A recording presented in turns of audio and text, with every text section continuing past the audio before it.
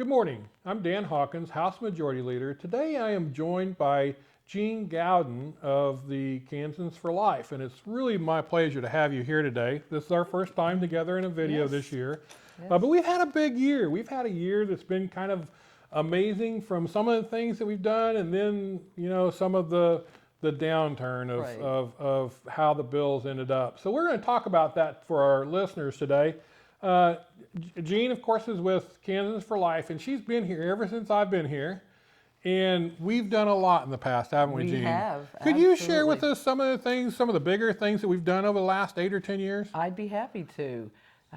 Boy, back when I started in 1995, we weren't able to get much pro-life legislation passed, but boy, we started to after that. We've got clinic licensing, which was actually, we had passed that several times, and unfortunately was vetoed twice by Sebelius.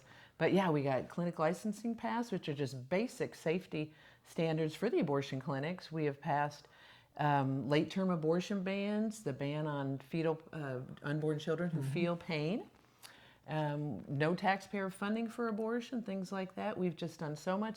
Establishing the Midwest Stem Cell Therapy Center, which is very, very exciting for ethical stem cell research and treatments. And we've also done the dismemberment ban, and I think we'll get into that a little bit later. But that was we were the first in the nation to do that. So we've done a lot of very, very exciting things. So we have over my time, 7 years now. We've had a lot of bills that we've passed. This year we had a bill that we worked on really hard. It was the abortion reversal pill legislation. And we passed it overwhelmingly, and then what happened to us? Well, both chambers did pass it overwhelmingly and with hopefully override numbers, but unfortunately we had some members in the House that changed their votes and would not override the governor. So while the Senate did override the governor's veto, we were one vote short in the House. It was very disappointing, very disheartening, but that's something that we would like to continue to pursue. And there's 8 other states that have it. So it's really where the movement is, especially in Kansas when so many of our abortions are the chemical abortions. And do you think that there's a possibility that we could tee that up again this next year? I'm not sure. Given what the Supreme Court in Kansas just did, it's going to be difficult to pass any pro-life legislation. So you just really did a perfect segue into this last section of our video today, and that is, Jeanne, share with us really what that Supreme Court decision meant to us, because that was devastating. Absolutely devastating. And we waited a couple of years after the oral arguments for the Supreme Court to come down with this decision, and it was as bad as we feared.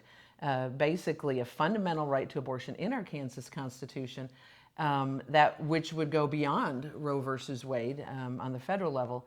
And the worst thing is that any legislation that's passed regarding abortion must meet what they call a strict scrutiny standard, which is very, very difficult to meet. So all of our laws that we've passed, over 28 of them, are in jeopardy because of that decision. And that is truly and it's not just abortion. There's a lot of other things that could come in, and we're starting to see that. Yes. Starting to see death penalty, all kinds of things could come in. But truly, that was so far-reaching that all of our work for the last 10 years could actually be undone, couldn't it? Exactly. Exactly. And these are reasonable regulations regarding abortion. And the abortion industry has proven it cannot police itself, as we have seen from what's happening in St. Louis at the Planned Parenthood, women injured, and just very, very horrific conditions. So one of the reasons why we wanted to talk about this today was because of the far-reaching position that the court has reached and what we're going to do next year. And next year we will be working on a constitutional amendment. We'll talk about that in a future video, but it was really my pleasure to have you on the show today, Jeanne. And viewers, stay tuned, because as you know, we're going to do more videos. Thank you for listening.